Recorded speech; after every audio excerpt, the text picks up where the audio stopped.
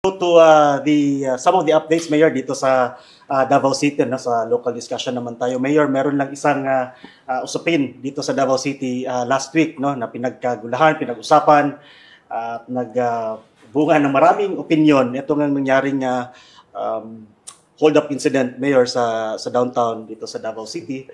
And sa isang pawn shop, Mayor, no, allegedly merong 6 na suspect at isa dito, Mayor, ay nahuli na at nasa kustodiya na ng PNP. Ang discussion dito, Mayor, is yun nga, it seems, no, ang people of Davao City, sa mga comments na nabasa natin, maraming nagsasabi na baka nga pinadala talaga yun dito, yung tao, kasi the suspect na nahuli, Mayor, is from Albuera, Leyte, not from Davao City.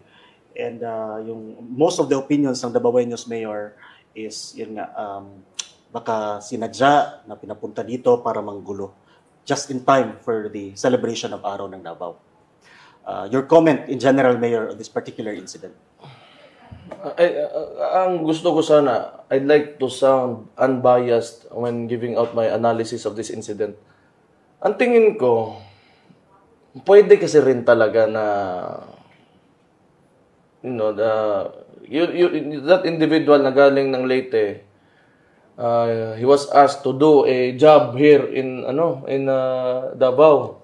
O kung illegal man o hindi niya alam, then doon dinala siya, yan yung ginawa nila. And it could be na sinadya, para, it's easy to pay. Madali bayaran ng isang tao para gumawa and, a promise of a reward pag nagawa nila yung something, a criminal activity. Kasi sa gutom ngayon ng Pilipino, sa sobrang hirap.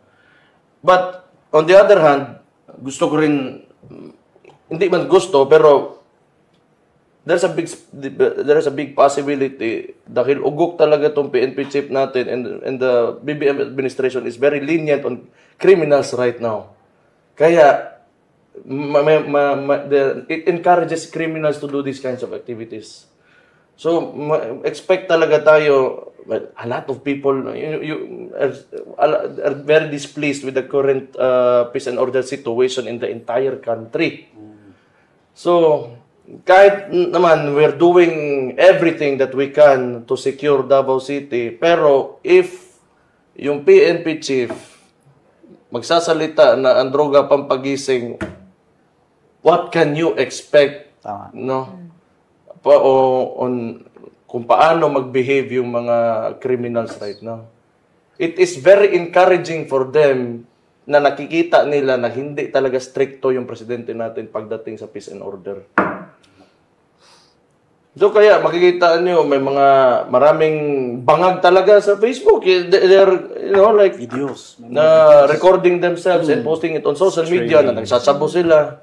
And then maya na lang may makikita ka na mga matatandang tao, yung pinapatay nila, pinuputulan pa talaga nila ng ulo, tapos bangag nahuhuli. It's all documented. The media is there.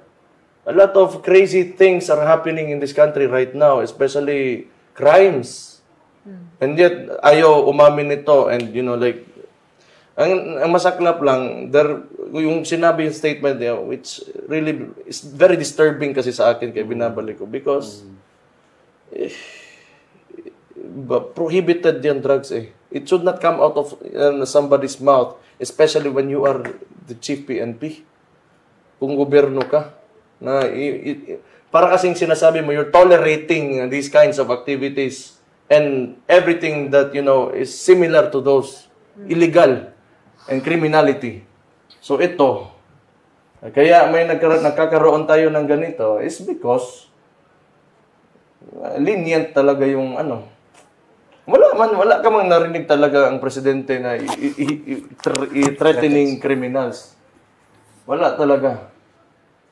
Hindi mo mapigilan yung tao, labi na Pilipino, kasi gutom. Yung iba, wala na talaga. Hindi nakapag-aral. Wala talagang Kailangan mo, kasi may mga iba naman, hindi nakapag-aral, gutom din, pero umaayos naman. So, you are treating or you are pinapabayaan mo yung mga taong umaayos na lumalaban ng patas. And you are lumalabas kayo na you're protecting na noon hindi sa mga ano. But going back to the issue, it could go both ways. Pero isa talaga dyan, may nangyayari na ganun, it could be both. Actually. Madali na lang makakita ng tao na ganun because alam nila na hindi naman talaga stricto yung ano, yung presidente. And then, pwede rin gamitin sa politika. We will never know, but those, yung both angles can go together. That's how I see it. I think there's politics behind that. Kasi if you look at the entire situation, broad daylight, no masks, motor is sira, ano pa, tapos may dalang armas na malaki, di ba? And it also happened in one of the busiest busiest traffic pa dyan sa San Pedro, di ba? So, for me, I think the timing really is questionable. Kasi nga, election. Tapos, feeling ko rin, kasi may mga tao naman talaga na nangangarap to take hold of the Duterte stronghold, which is Davao City. So, for sure, they would leverage on that incident na they would say, kasi yung traffic na gamit na na we are the top one, di ba? Sa entire Southeast Asia na ganyan. Pero ngayon, feeling ko talaga, gagamitin na naman yan, telling people na it's not safe here, so we should replace our officials, our leaders. So parang ganyan, that's only my analysis. This isn't the fact. But this is how I see the entire situation. Kasi kung ako naman talaga criminal, tama yung sinabi ni Mayor na both pwede ganyan, gutom or everything. Pero kung ako naman talaga, bakit sirang motor pa yung gagamitin ko? Bakit sa pinaka-busy na part ng Davao City ko pa gagawin? Ang daming pawn shop na medyo hindi di ba? Hindi nasa gitna ng city.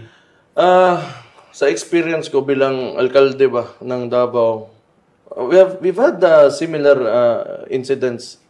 Hold up siya, pero mostly pag nakuhuli namin or if we solve the case, when we solve the case, inside job talaga yan kadalasan, kaya nagsasucceed. Ito, parang hindi nila alam na yun yung gawin nila because sira yung motor mo, nakatsinelas ka lang, pula pa yung brief mo. 'Di ba? Yun yung makita ko na may medyo parang skeptical din ako kasi ang mga crimes talaga, they have to be well planned. Usually niyan sa mga nakita namin dito sa Davao, may inside job talaga. May nakakaalam sa loob and they plan it and execute it very successfully because alam na nila anong gawin nila. Ito parang wala, pumunta lang doon, sige, you make a scene and kami na bahala. Or you get something in exchange. Parang ganun kasi.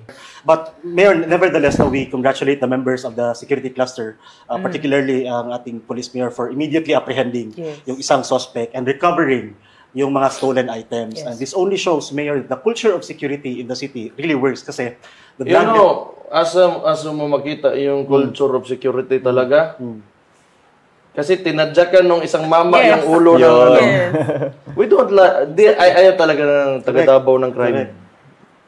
Ayaw talaga namin yan.